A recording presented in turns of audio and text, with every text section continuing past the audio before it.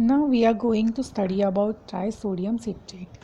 जब हमने एंटीकोएगुलेंट के बारे में पढ़ा तब हमने उसके दो बल्ब के बारे में पढ़ा था, एक EDTA था और एक डबल ऑक्सीलेट था। अब हम ट्राइसोडियम सिट्रेट के बारे में पढ़ेंगे। तो ये एंटीकोएगुलेंट होता है, वो लिक्विड फॉर्म में होता है और उसका एक्शन क्या होता है, तो जो आयनाइज कैल्शियम होता है उसको अनआयनाइज सॉल्युबल कॉम्प्लेक्स में वो कन्वर्ट करता है। आयनाइज कैल्शियम मतलब Ca++ वाला जो आयन होता है उसको अनआयन करता है और सॉल्युबल कॉम्प्लेक्स बनाता है। अब उसका क्या यूजेस होता है, तो हम जो ESR टेस्ट करते हैं जो वेस्टर्न ग्रीन मेथड से होता है, वो ESR टेस्ट में हम इस ट्राइसोडियम सिट्रेट में से लेंगे सैंपल। ESR मतलब इरिथ्रोसाइट सेडिमेंटेशन रेट। और पीटी वो मैंने आगे बढ़ाया आपको कि पीटी प्रोथ्रोम्बिन टाइम CTBT होता है ना, वैसा पीटी एपीटीटी और PTT होता है, उसमें भी हम इसका यूज़ करेंगे। हेपेरिन, अब हेपेरिन के बारे में पढ़ते हैं। हेपेरिन का क्या यूज़ है, तो heparin is a natural anticoagulant present in our body. हमारे बॉडी में नेचुरल जो एंटीकोएगुलेंट प्रेजेंट होता है उसका नाम है heparin. This anticoagulant is used when plasma is require urgently. ये क्यों यूज़ होता है कि जब अर्जेंटली प्लाज्मा का रिक्वायरमेंट आता है कोई इमरजेंसी में, तब इसका यूज़ होता है। ब्लड शुगर चेक करने के लिए, यूरिया चेक करने के लिए, इलेक्ट्रोलाइट चेक करने के लिए। इसका कंसंट्रेशन पर बल्ब कितना होता है, तो 1 से 2 ड्रॉप होता है 3 से 5 ml ब्लड के यूजेस में। हम इससे अपना ABG चेक कर सकते हैं, तो उसमें PCOT, pressure of oxygen, pressure of carbon dioxide, pH of blood, वो भी हम चेक कर सकते हैं। इसका एक्शन क्या है, it act as a inhibitor of thrombin formation. जो थ्रोम्बिन फॉर्मेशन बॉडी में होता है उसको ये स्टॉप करता है, इनहिबिट करता है। अब हम पढ़ेंगे ACD और CPD के बारे में, acid citrate dextrose and citrate phosphate dextrose. अब इसके बारे में हम ये 5वां बल्ब है कि it is used in a blood bank for collecting blood for transfusion. Blood bank में जो हम लोग एंटीकोएगुलेंट यूज़ करते हैं, बैग के अंदर के जो ब्लड को प्रिजर्व रखता है, उसको क्लॉट नहीं होने देता, उसका नाम है ACD और CPD। The most commonly use solution, सबसे ज़्यादा जो यूज़ होता है सॉल्यूशन वो सिट्रिक एसिड होता है, सोडियम सिट्रेट होता है और ग्लूकोज होता है। द ग्लूकोज क्या प्रोवाइड करता है, तो नरिशमेंट प्रोवाइड करता है। जो सेल होते हैं, RBC होते हैं, WBC होते हैं, उनको नरिशमेंट प्रोवाइड करता है, उसका मतलब कि उसको न्यूट्रिशन प्रोवाइड करता है। सिट्रेट रिमूव कैल्शियम आयन, और सिट्रेट का क्या फंक्शन है कि वो कैल्शियम आयन को हटा देगा, रिमूव कर देगा, और क्या करेगा, निकालने के बाद स्टॉप करेगा कोएगुलेशन प्रोसेस को, जो क्लॉट हो जाता है उसको स्टॉप कर देगा। ACD and CPD contain blood. अब ये जो ब्लड होता है उसको हम रेफ्रिजरेटर में रखते हैं, कौन से डिग्री टेम्परेचर पे, 2 से 4 डिग्री सेल्सियस पे हम रखते हैं, और 21 डे तक हम उसको प्रिजर्व कर सकते हैं। फ्लोराइड के बारे में पढ़ेंगे, तो 5% fluoride, 5% sodium fluoride and 5% EDTA solution का इसमें यूज़ होता है। इसको अच्छे से मिक्स किया जाता है, तो मिक्स करने के बाद वो 10% फ्लोराइड सॉल्यूशन जो प्रोवाइड करता है, उसके अंदर हम ईच बल्ब में, हर बल्ब में 2-2 ड्रॉप उसको डाल देंगे। मतलब हमको बनाने के लिए 5% सोडियम फ्लोराइड चाहिए प्लस 5% EDTA चाहिए। 5 + 5 कितना हुआ, 10, तो 10% क्या बना, फ्लोराइड सॉल्यूशन। उस सॉल्यूशन के हर 2-2 ड्रॉप हम एक बल्ब में डाल देंगे। ऐसे हम इस बल्ब को प्रिपेयर करते हैं और उसके बाद उसको ओवन में रख देंगे 80 डिग्री सेल्सियस के लिए 1 घंटे के लिए, और 24 घंटे के बाद हम उसको निकालेंगे तो वो कम्प्लीटली ड्राई आउट हो गया होगा। Fluoride is a enzyme inhibitor in glycolysis. Fluoride क्या है, एंजाइम इनहिबिटर है, जो एंजाइम प्रक्रिया होती है उसको रोकता है, इसीलिए उसको एंजाइम इनहिबिटर कहा जाता है इन ग्लाइकोलाइसिस। ग्लाइकोलाइसिस मतलब कि glycolysis can be prevent by the collecting blood in a fluoride blood.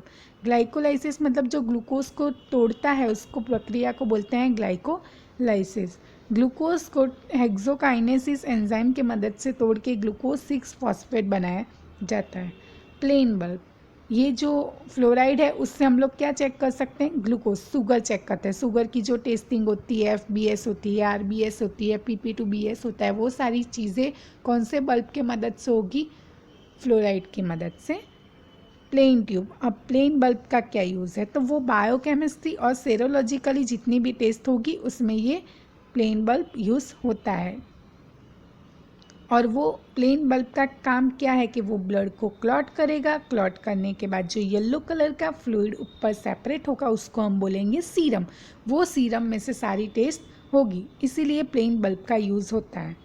Plane bulb में क्लॉट एक्टिवेटर होता है। क्लॉट एक्टिवेटर के मतलब कि जो ब्लड को क्लॉट करने में हेल्प करे। डेफिनेशन, सीरम क्या है? It is a pale yellow colour separation from clotted blood. Pale yellow colour का, हल्का येलो कलर का जो सेपरेशन होता है ब्लड में से जो निकलता है, उसको जो ब्लड आया हमारे पास वो क्लॉट हो गया, जम गया। जमने के बाद उसके ऊपर पीला कलर का एक लेयर छूटा पड़ेगा, उसको हम बोलेंगे सीरम।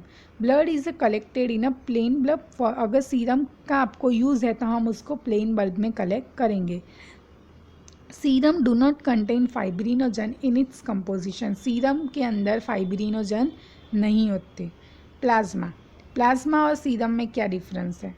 तो प्लाज्मा फाइब्रिनोजन कंटेन करता है पर सीरम फाइब्रिनोजन कंटेन नहीं करता। It is a pale yellow colour separation, वो भी पेल येलो कलर का ही होता है जो ब्लड क्लॉट हो जाता है उसके अंदर से। Generally blood is collected in a any coagulated bulb for plasma. Plasma के लिए तो हम किसी भी कोई भी बल्ब का यूज़ कर सकते हैं, उसमें प्लेन की ज़रूरियत नहीं होती कि प्लेन हो तभी हमको मिलेगा प्लाज्मा। नाउ वैक्यूटेनर, वैक्यूटेनर के बारे में पढ़ते हैं।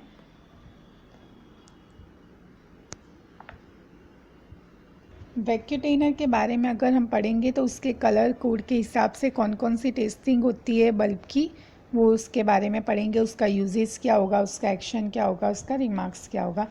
तो first one is lavender cap. Lavender colour का कैप होगा तो वो कौन सी कैप होगी? ईडीटीए की बल्ब होगी।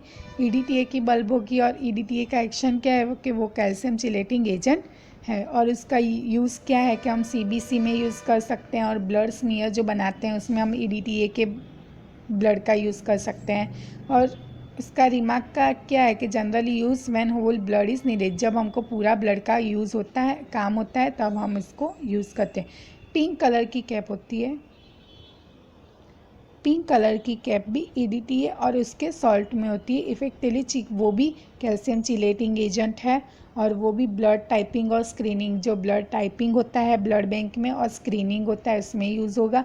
उसका भी रिमार्क है यूज़ इन ब्लड बैंकिंग, जो ब्लड बैंक में यूज़ होता है वो। ग्रीन कैप, ग्रीन कैप कौन सी ट्यूब होता है? लिथियम हिपेरिन और सोडियम हिपेरिन का उसका नाम है कि ये जो अलग अलग कलर है वो बल्ब के नाम है कि ये लिथियम हिपेरिन है, सोडियम हिपेरिन है। अगर लेवेंडर कलर है तो ईडीटीए है, ऐसा।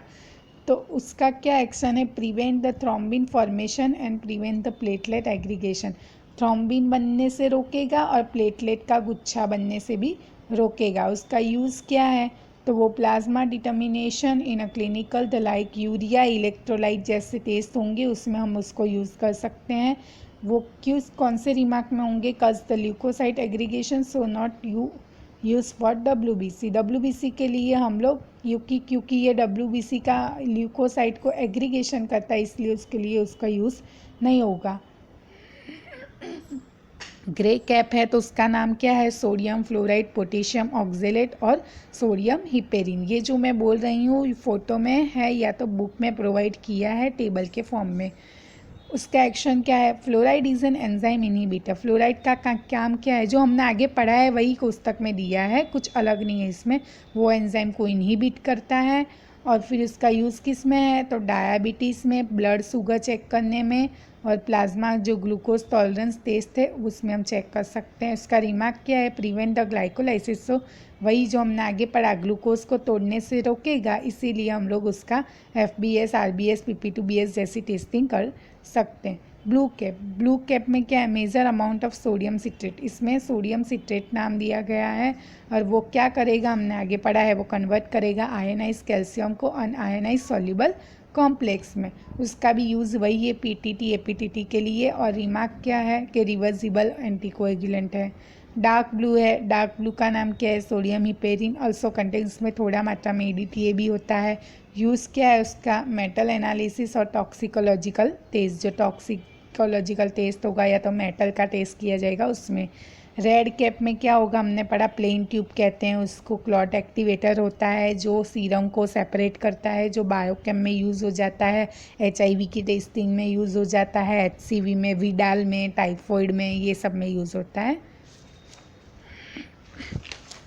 येलो कैप है, येलो कैप का नाम क्या है, gel activator, gel yellow cap वाली ट्यूब के अंदर जेल होगा जो अलग अलग करेगा, ब्लड को अलग कर देगा, बीच में जेल का लेयर आ जाएगा, ऊपर सीरम अलग हो जाएगा, वो RNA टेस्ट के लिए यूज़ होगा।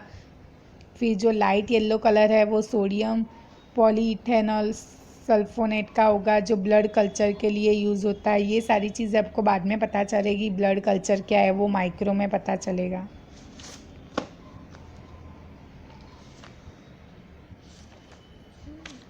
अब हम पढ़ेंगे हीमोग्लोबिन के बारे में। हीमोग्लोबिन क्या है, हीमोग्लोबिन पे से हमको आइडिया आता ही है कि वो हमारे RBC से कुछ कनेक्टेड होगा। तो haemoglobin is a conjugated protein synthesised inside the immature erythrocyte in red bone marrow. Haemoglobin क्या है,